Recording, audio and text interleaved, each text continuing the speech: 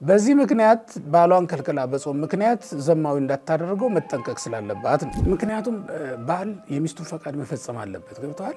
ሚስትም ደግሞ የባሏን ፈቃድ መፈጸም አለባት። ምክንያቱም ግድ ካላት እኮ በራሷ ላይ ስልጣን የላትም። ግድ ካለችውም በራሱ ላይ ስልጣን የለውም። ስልጣን የሚስቱ ነው፣ ስልጣን የባሏ ነው እንጂ በተጋቡ በሳምንቱ 7ቱንም አጽዋማት መጾም አለብን ብላ ካዘዘች ፍች ፈልጋለች ማለት ነው። ሐዋርያው ቅዱስ ጳውሎስ ምንድነው ያለው? ተስማምተው ለጸሎት ብቻ ጊዜ ካልሆነ በስተቀር አይከላከሉ እርስ በርሳቸው አይደለም የሚለው። በተለይ በአብይ ጾምና በሰሙነ ሕማማት ሴቶች ጌጥ እንዳያደርጉ ጌጦቻቸውን ቢያወልቁ መልካም ነው። ምክንያቱም እንደ ይሁዳ መሆን ነው። ክርስቶስ ታሞት ክርስቶስ ተይዞ እንዴት አንተ ከሚስት ጋር ተድላ ደስታ ልታደርግ ትችላለህ በሚል ወዮታ ጭምር ተጨምሮበት ነው የተከለከለው ማለት ነው። በቃ እኔ 40ውን ቀን ጾም ያለው ያ ማለት የአብይ ጾምን ጾም ያለው ከትንሳኤ በኋላ ደግሞ ቆርባለሁ አለች እና በቁርባን ምክንያት ደግሞ አሁንም ከፋሲካው በኋላ ከጾም ማብቂያ በኋላ ደግሞ አሁንም ምንም አይነት የስጋ ፍላጎት የስጋ ስሜት የላትም።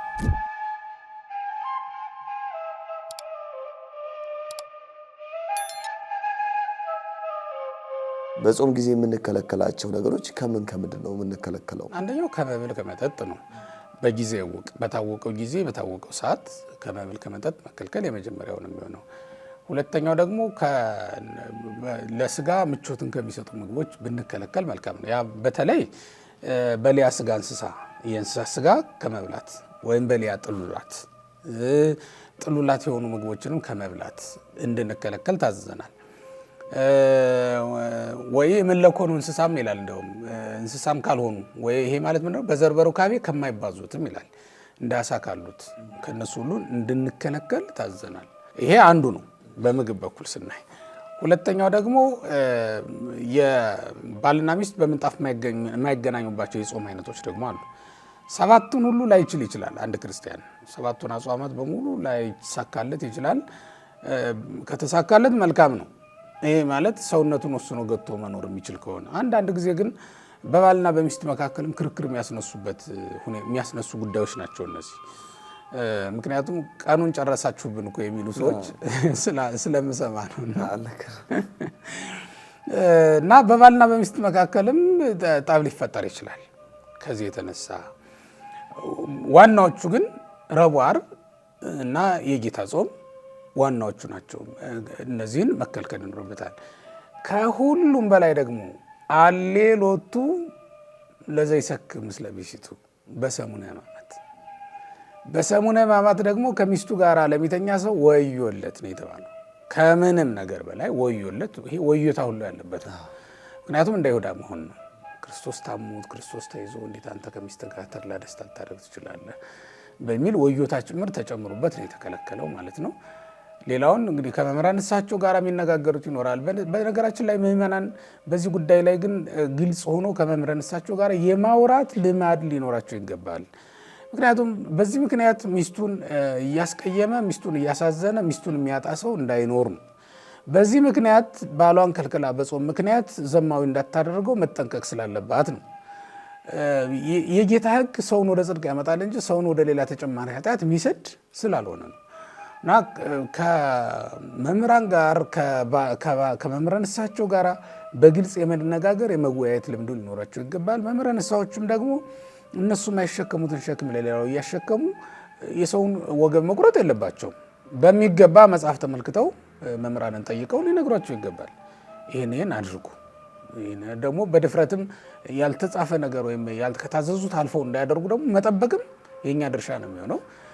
ድፍረት ኖሯቸው ሕግ እንዳይተላለፉ፣ ፍርሃት ኖሮባቸው ደግሞ ወይም እውቀት ጎሏቸው ለሌላ ኃጢአት ተላልፈው እንዳይሰጡ መጠበቅ ከኛ ይጠበቃል ማለት ነው።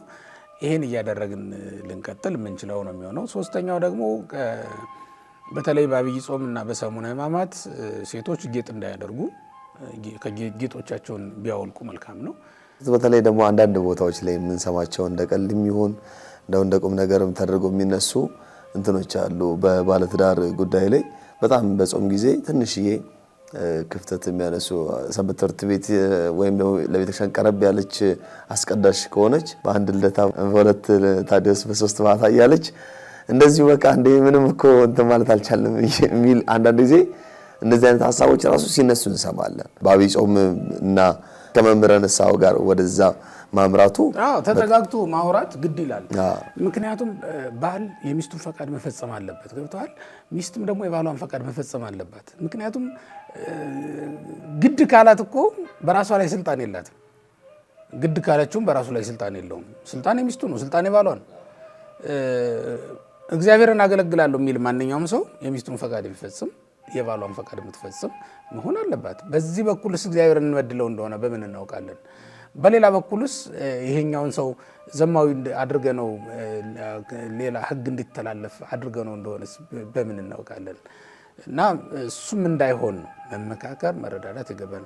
ይሄንን ግን እንደው እድሜ ዘመናችን እያደረግን እንቀጥላለን ማለት ግን አይደለም። እያደግን መሄድ ይኖርብናል። አሁን ክርስቲያኖች መልመድ ያለባቸው እያደጉ መሄድን ነው። በሰባቱ አጽዋማት ውስጥ ምናልባት 3ቱን ወይ 4ቱን የሚያከብሩ ከነበሩ ከዛ በኋላ ደግሞ እየጨመሩ መሄድ ወደ 5 ወደ 6 እያሉ እስከ 7 ማድረስ እንጂ በተጋቡ በሳምንቱ 7ቱንም አጽዋማት መጾም አለብን ብላ ካዘዘች ፍቺ ፈልጋለች ማለት ነው። እነዚያ አሁን ይህንን ስል እውነት ለመናገር መንገድ የሰጧቸው የሚመስላቸው ሰዎች ሊኖሩ ይችላሉ። ግን ከሚመጣው ችግር የተነሳ ነው ይህንን የምለው እንጂ እኔ መንገድ ለመስጠት አይደለም። እኔ ምንም ጭንቅ የለብኝም። 7ቱንም ጹሙ ብዬ ማዘዝ እችላለሁ። እንዲያውም የፍትሐ ነገሥት መምህር ጨካኝ ነው የሚባለው አይደል? እና በጭካኔ ማዘዝ እችላለሁ። ሆኖም ግን ምን አለ መሰለ፣ በሰው ላይ ያሉ ችግሮችን መረዳት ስለሚኖርብን ነው እኛ የቤተክርስቲያን መምህራን በሰው ላይ ያሉ ችግሮችንም ተገንዝበን ነው ሕግ ማውጣትና መስራት ያለብን። እግዚአብሔር እንደዛ ነው። የሰውን ባህሪ የማይረዳ እግዚአብሔር የለም። ዘመኑም የሚያስገድዱ ሁኔታዎች ይፈጠሩበት።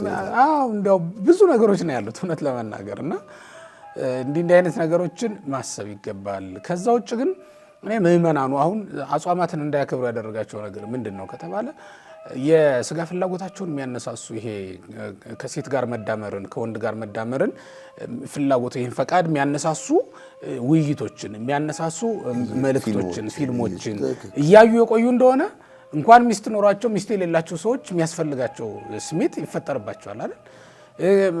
መብል መጠጥን አሁን ለምንድን ነው በጾም ወቅት አሁን መብል መጠጥ የምንቀንሰው? አሁን በአብይ ጾም በተለይ ወይን እንዳንጠጣ በፍጹም ተከልክለናል። እና ለምንድን ነው እንደዛ የተከለከል ነው ከተባለ ከሴት ጋር መተኛትን ከወንድ ጋር መተኛትን ፈቃድ በውስጣችን የሚያሰፋ ስለሆነ እኮ ነው። እና እንዲህ ባለ መንገድ ማጥፋት ስል ቢቻል መጾም ይቻላል። 7ቱን ምንም ከባድ ነገር አይደለም። እንኳን 7ቱን ዓመት መቆየት ይቻላል። ከባድ ነገር እንዳይመስላቸው። አሁን ከተጋቡ በኋላ መጋባት የግድ በየቀኑ አብሮ ለመተኛት ነው እንዴ? እንደዛ ማለት እኮ አይደለም። ስራ አይደለም ይሄ። ከስራ ምክንያት የሚለያዩ እኮ አሉ። ባለቤት እዚህ ሆና ባልየው ውጭ ሀገር ሆኖ ረጅም ዓመት የሚቆዩ እኮ እንደ ፍትሐ ነገሥት መምህር እሱንም አልፈቅድም እኔ በግሌ። እንደው ግን ዓመትም ሙሉ መቆየትም ይቻላል። እንደው እንደ ቤተክርስቲያን አስተምሮ ባይለያዩ መልካም ነው። ሆኖም ግን የእድል ጉዳይ ሆኖ የሆነ ጉዳይ ተፈጠረና ዘመኑ ያመጣው አንድ ሰው ብቻውን ቤቱን መምራት ሳይችል ይቀርና የገቢ ምንጭ ሁለቱም መሆን ይጠበቅባቸውና ሊሄዱ ይችላሉ፣ ሊለያዩ ይችላሉ ማለት ነው። ራሳቸውን ጠብቀው እስከኖሩ ድረስ ምንም ማለት ላይሆን ይችላል።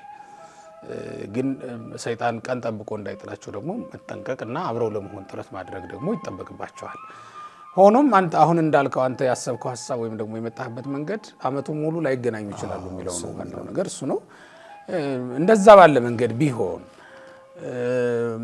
ከዛ ውጭ ምንድነው እሷም የእሱን ፈቃድ ለማነሳሳት ሙከራ ልታደርግ ትችል ይሆናል። እሱም የእሷን ፈቃድ ለማነሳሳት ሙከራ ሊያደርግ ይችል ይሆናል። ግን ወቅቱ ተስማምተው የተውት የጾም ወቅት ነው። ሐዋርያው ቅዱስ ጳውሎስ ምንድን ነው ያለው? ተስማምተው ለጸሎት ብቻ ጊዜ ካልሆነ በስተቀር አይከላከሉ እርስ በርሳቸው አይደለም የሚለው በቆሮንቶስ ምዕራፍ 7 ላይ አንደኛይቱ ቆሮንቶስ ላይ እንደዛ ብሎ ተስማምተው የሚለውን ቃል ያዝልኝ። ስንጾምም ተስማምተን ነው፣ ለጸሎት ሲሆንም ተስማምተን ነው፣ ለቁርባን ጊዜም ተስማምተን ነው። እኔ ቃል በቃል የጠየቁኝ ሰዎችም ስላሉ ነው። ተቀያይመው ነው ሁለቱ ሳገኛቸው እኔ ምንድነው ያወሩኝ፣ በቃ እኔ 40ውን ቀን ጾም ያለው ያ ማለት የአብይ ጾም ያለው ከትንሳኤ በኋላ ደግሞ ቆርባለሁ አለች እና በቁርባን ምክንያት ደግሞ አሁንም ከፋሲካው በኋላ ይሄ ከጾም ማብቂያ በኋላ ደግሞ አሁንም ምንም አይነት የስጋ ፍላጎት ወይ የስጋ ስሜት የላትም፣ እኔ የምጠይቃትን ጥያቄ አትፈጽም ብለው የሚያስቡ ሰዎች አሉ። መመካከር ማለት ይሄ ነው። አይተው ተስማምተው ማለት የተባለው ለዚህ ነው። እንቁራ ብላ ልትጠይቀው ይገባታል። ንጹህ ብላ አልቆርብም ሲል እስከ እሱ አሁን ነው ያንዷ ፍላጎት ቢሆን ብዬ ነው መጾሙ መቁረቡ ያንዱ ፍላጎት ሊሆን ይችላል።